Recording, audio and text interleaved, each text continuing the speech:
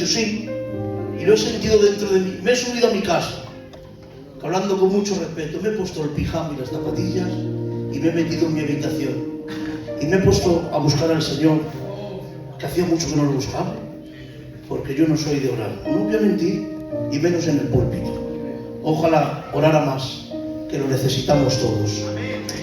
Y el Señor me ministraba y me bendecía. Y estando, pues, ya saben, me ha llamado el pastor, que era la 1 y algo así, y me dice, ¿qué haces? Digo, pues mira, tranquilo en casa, gozando. Bueno, pues quiero quitarte esa tranquilidad. ¿Predicas hoy? Digo, bueno. Digo, pues si es así, pues predicamos. ¿Ves cómo Dios sabe hacer las cosas? Porque Dios es bueno. Si hubiera ido al mercado, me hubiera embotado la mente de muchas cosas. Pero quedándome en casa, me ha dejado guardadico, bendecido y siendo llenado por el Espíritu Santo para poder ser ministrado. Y en esta tarde quisiera ministrar lo que Dios me ha ministrado a mí primero.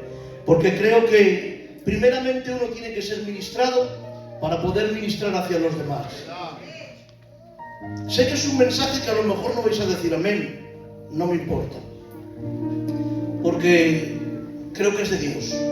Y cuando Dios te lo pone en el corazón y te hace tanto bien, el resultado no es verlo aquí. El resultado es que Dios se lleve la gloria, la honra, la adoración y la pleitesía. Amén. La Biblia dice en el libro de Gálatas, en el capítulo 1, versículos 6 al 8, dice el apóstol Pablo: estoy maravillado de que tan pronto os hayáis alejado del que os llamó por la gracia de Cristo, para seguir un evangelio diferente. No que haya otro evangelio, sino que algunos os perturban y quieren pervertir el evangelio de Cristo. Ahí de ver. Se puso serio el apóstol Pablo. Mas si aún nosotros o un ángel del cielo os anunciara otro evangelio diferente del que os hemos anunciado, sea anatema. El apóstol Pablo escribe a la iglesia en Galacia y comienza el libro de Gálatas con la salutación inicial hacia la iglesia. Pero en cuanto ha terminado esa salutación inicial para lanzar, por así decirle, la bienvenida a la iglesia, no se ha puesto a rodear ni se ha ido por las ramas, no, sino que ha ido directamente al problema y al tema que le estaba preocupando. Y el tema que le molestaba y le preocupaba era molestar a Gálatas tan rápido. ¿Por qué? Porque se queda asombrado el apóstol Pablo diciendo: ¿cómo habéis cambiado tan rápido de opinión a lo que ya os he enseñado? Lo que Pablo les había enseñado era el evangelio de la gracia. Era el evangelio de salvación mediante la fe en Jesucristo. Pero tras Pablo haber anunciado un evangelio de salvación por gracia mediante la fe en Jesucristo, han llegado los judaizantes a Gálatas, los cuales han predicado un evangelio diferente al que Pablo ha anunciado, y han llegado a decirle a los judaizantes que predicaban un evangelio diferente, que para ser salvo no solamente tenían que creer, sino que también tendrían que circuncidar en la carne y que debían de consagrar las obras de la ley, ya que estos judíos es como que amonestaban al apóstol Pablo diciéndole que quería congraciarse con el pueblo gentil. Es como decir: tú, Pablo, quieres rebajar el evangelio que nosotros mostramos porque quieres, por así decirte, llevarte al pueblo gentil a ti para que te obedezcan, pero no, el evangelio es el que nosotros predicamos porque somos judíos, nosotros hemos recibido el evangelio verdadero. Pero el apóstol Pablo está diciendo todo lo contrario. ¿Por qué? Porque los judíos les estaba diciendo al apóstol Pablo: tú quieres rebajar el evangelio para hacer un evangelio fácil que pueda seguir todo el mundo, porque la ley decía: ojo por ojo y diente por diente, al que te robe quítale de lo suyo, y si come de tu viña pagará con la suya propia.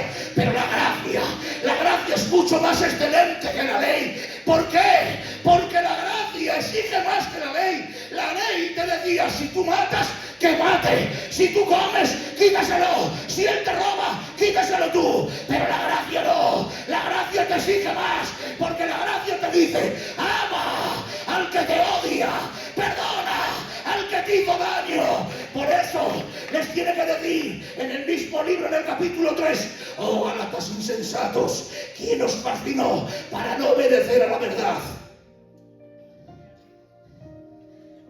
Ante cuyos ojos Jesucristo fue ya presentado claramente entre vosotros como crucificado.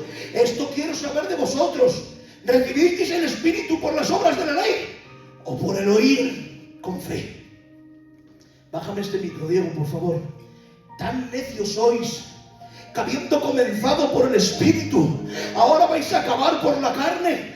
Tantas cosas habéis padecido en vano, si es que realmente fue en vano. Aquel pues que suministra el Espíritu y hace maravillas entre vosotros, ¿lo hace por las obras de la ley o por el oír con fe? Pablo no está presentando dos evangelios. No está presentando uno que era el bueno y otro era mejor, no. Sino que solamente hay un evangelio y una verdad. Por eso el apóstol Pablo se revela mostrando que la salvación es única y exclusiva por gracia. Por eso está escrito en el libro de Efesios capítulo 2 versículo 8: por gracia sois salvos mediante la fe, y esto no es don nuestro sino de Dios. La Biblia dice: por la fe fuimos justificados para tener paz para con Dios. Y habiendo dado el contexto de lo que estaba ocurriendo, quiero entrar en el mensaje de lo que hoy el Señor quiere hablarnos. Porque Pablo nos enseña que no es que haya dos evangelios, sino uno. Uno que es universal para todos. Para todos aquellos que quieran entrar por él para que puedan ser libertados de la esclavitud del pecado. No es que haya un evangelio para el judío, otro para el griego, otro para el chino, otro para el payo, otro para el gitano. ¡No! ¡Que no! Que Dios no se ha ido adaptando a los pueblos, que no es así. La Biblia no es el libro que se adapta al que la lee, sino el que la lee se tiene que ir adaptando al libro.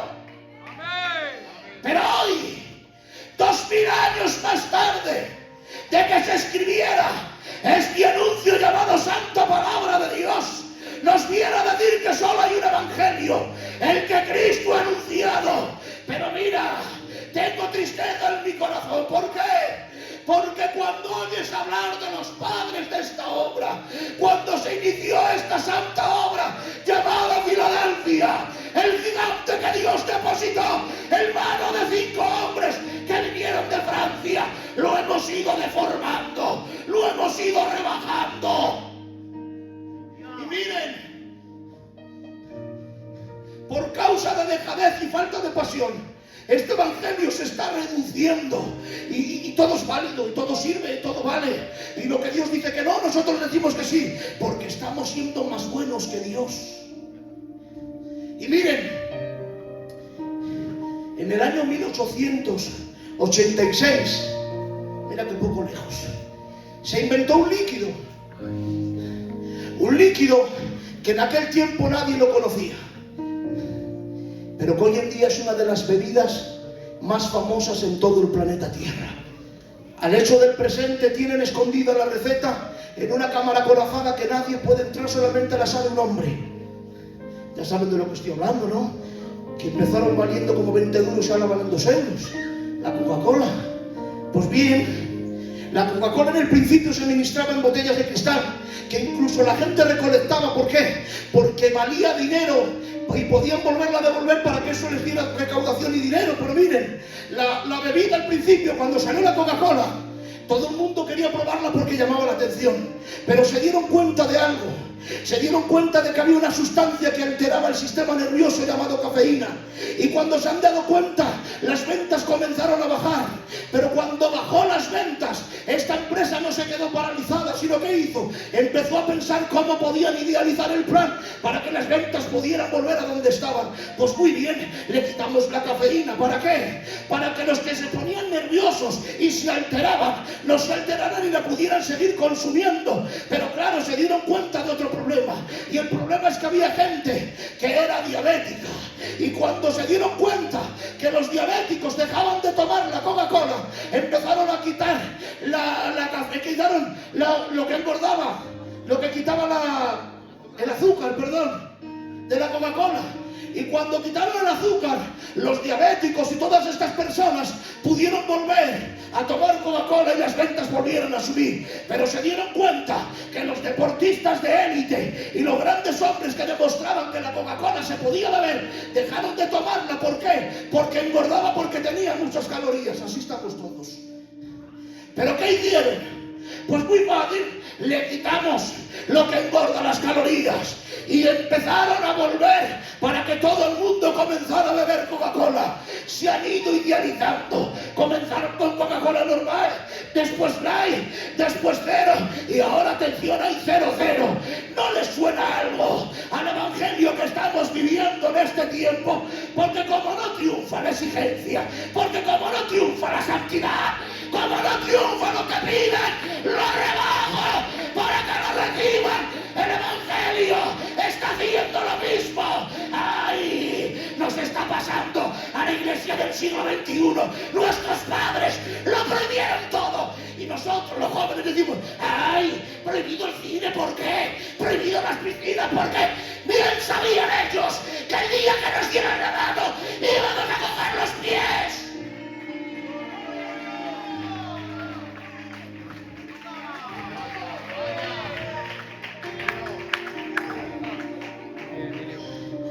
Para que la gente siga bajando al culto, vamos quitando ingredientes. Porque la gente no quiere escuchar la palabra que enseña.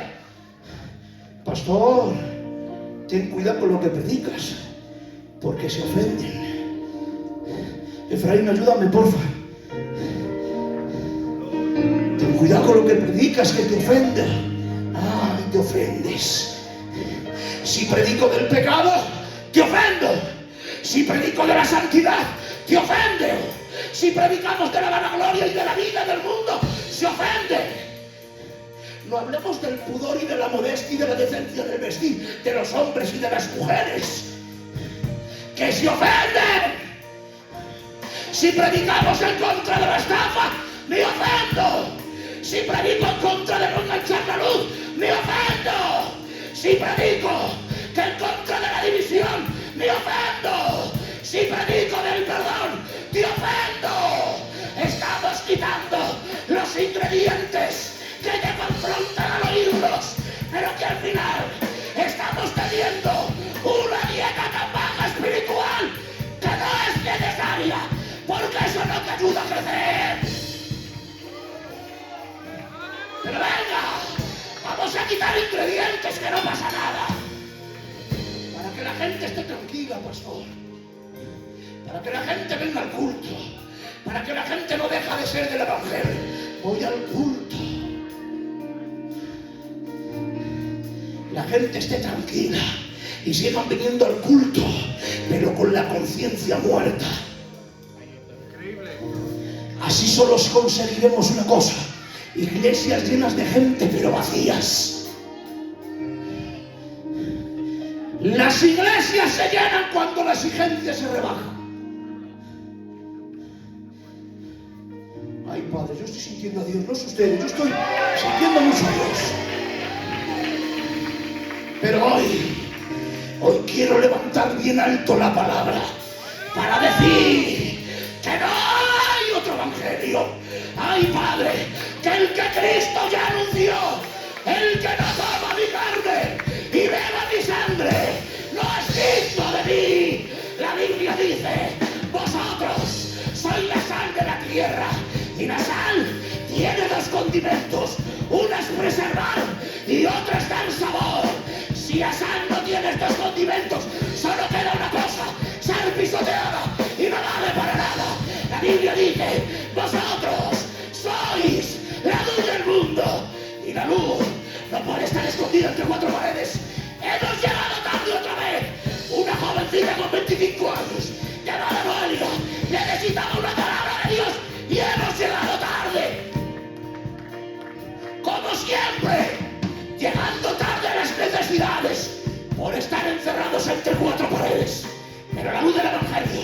Ya vale de tenerlo enterrado. Anuncia que hay un Dios que restaura, que hay un Dios que salva, que hay un Dios que perdona.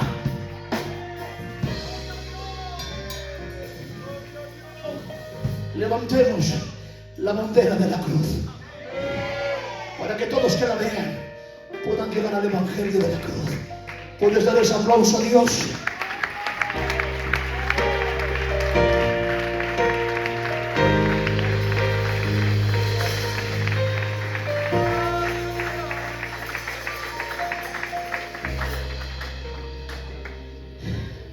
Porque no hay otro evangelio. El evangelio es uno y es este. Y decía Lucas capítulo 9 verso 23. Y decía a los pusilánimes, y decía a los enfermitos. No, Cristo decía, y les decía a todos. Aquí entra el pusilánime, el enfermo, el necesitado, el que no tiene fuerzas. ¡A todos! Porque el evangelio no es rebajable, depende de tu situación y tu condición. El evangelio sigue siendo el mismo. Por eso Cristo les decía a todos: si alguno quiere venir en pos de mí, tome su cruz cuando le apetezca,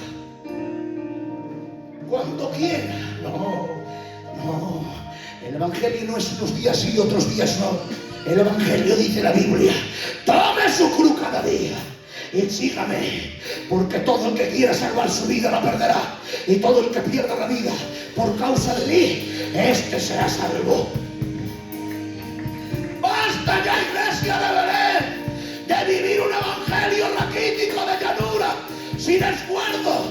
Entiendo que como canta el coro, no merezco nada y todo es por pura gracia, sí, pero hay que vivir una vida ordenada. ¡Ay! Una vida de sacrificio. La cruz es abnegación, la cruz es sacrificio.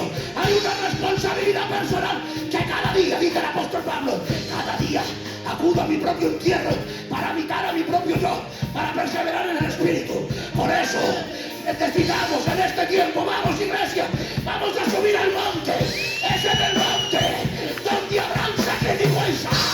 Es en el monte donde Elías desafía a los 450 profetas de Baal. Es en el monte donde Cristo se quita el velo, se transfigura y pudimos ver la gloria del unigénito Hijo de Dios. Es en el monte, ¡ay! Es en el monte, en la llanura no vas a ver nada, pero sube al monte que vas a ver su gloria, vas a ver su poder. Todos los acontecimientos históricos de la Biblia donde se veía la gloria y el poder son en el monte. Por eso le dijo Moisés: sube acá y te enseñaré. Vámonos, les dice a los discípulos, a subir, a subir, a subir, a subir, a subir. Pero queremos un evangelio de rebajados. Estamos esperando enero, después de los Reyes, para comprarnos la mejor camisa, que en vez de valer 50 vale 20. Estamos haciendo lo mismo con el evangelio. Estamos esperando que la iglesia sufra bajas y sufra causas de bajas para acudir a la iglesia, para que me pongan en los cargos y así poderme ver yo mejor que los demás. Ay, hoy el problema es que estamos aceptando nuestros preceptos como norma del evangelio. Pero ya dijo en una ocasión Cristo a los fariseos: tus discípulos quebrantan la tradición de los ancianos porque no se lavan las manos cuando comen el pan. Y respondiendo él les dijo: hipócritas, bien profetizó vosotros Isaías, como está escrito: este pueblo de labios me honra, mas su corazón está lejos de mí, pues en vano me honra, enseñando como doctrinas mandamientos de hombre, porque dejando el mandamiento de Dios os aferráis a la tradición de los hombres, los lavamientos de los jarros, de los vasos de beber y hacer otras cosas, muchas semejantes. Me salto todo esto de la ley, ¿vale? Para no ser pesado, porque entendemos que la ley ha quedado invalidada en parte, porque la ley ceremonial, la ley de las instituciones quedó anulada porque el único que podía cumplir era Cristo.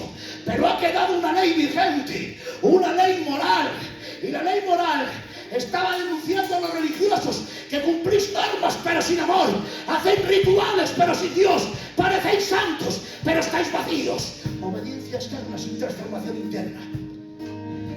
Porque la ley moral no ha quedado anulada. No matarás, no robarás, no harás esto, no harás lo otro. No como medio de salvación, porque la salvación es por gracia, no por obras, sino como una expresión de vida obediente delante de Dios. Por eso no me canso de citar este texto, que me encanta, Romanos capítulo 12, versículo 2.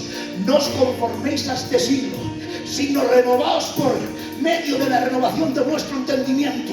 Iglesia, te voy a dar elegir para que empieces a arrancar de tus pensamientos la cultura, la exigencia de los preceptos humanos, e instes con gloria y con poder la palabra del Señor, renovando nuestros pensamientos, porque el Evangelio no es gitano, el Evangelio no es payo, ni es chino, ni es japonés, no. El Evangelio es de Cristo, aquel que murió en el Calvario. No hay un Evangelio para el verano, otro para las Navidades, en que las Navidades, como es en casa, todo vale. No, en casa Dios también te ve. Y si te metes en un lugar oscuro, ahí Dios también te sigue viendo. Porque ¿dónde te meterás que el ojo de Jehová no te vea? No te pretendas esconder del pastor y de los obreros o de la gente de la iglesia, que al final Dios te sigue viendo. Por eso pregúntate cuando lo vayas a realizar, ¿qué haría Dios en mi situación?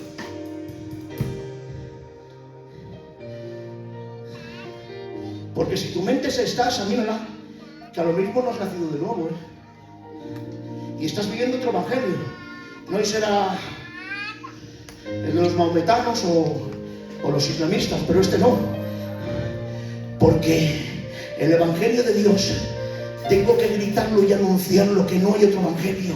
El evangelio del amor, el evangelio del perdón, el evangelio del compañerismo, el evangelio de la unidad, el evangelio del samaritano, que ayudo sin esperar recompensa o ningún elogio. Si alguno viene a este lugar, pongan atención a esto, si alguno viene a este lugar pensando que en esta casa se encontraría con gente perfecta, discúlpame, te equivocaste, pues a este lugar de aquí somos gente llena de errores, con imperfecciones, pero que vamos camino a la perfección, pues escrito está: el que comenzó la buena obra en nosotros la perfeccionará hasta el día de nuestro Señor Jesucristo.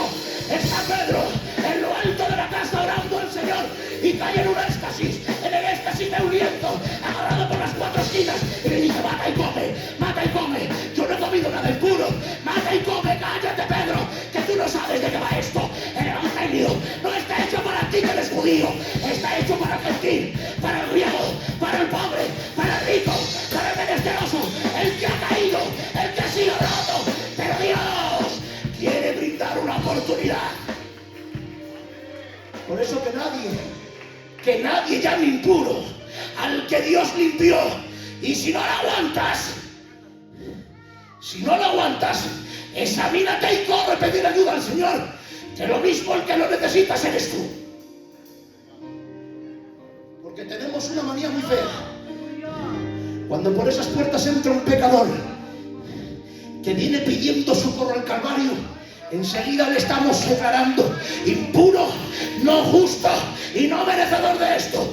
Te recuerdo que un día eras tú el que entraste de esa forma, con el pecado engendrado en el corazón, y no quisiste unas manos apuntadoras, quisiste unas manos que te ayudaran a ser restaurado y levantado.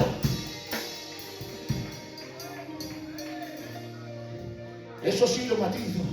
El que seamos imperfectos no quiere decir que seamos consentidores del pecado.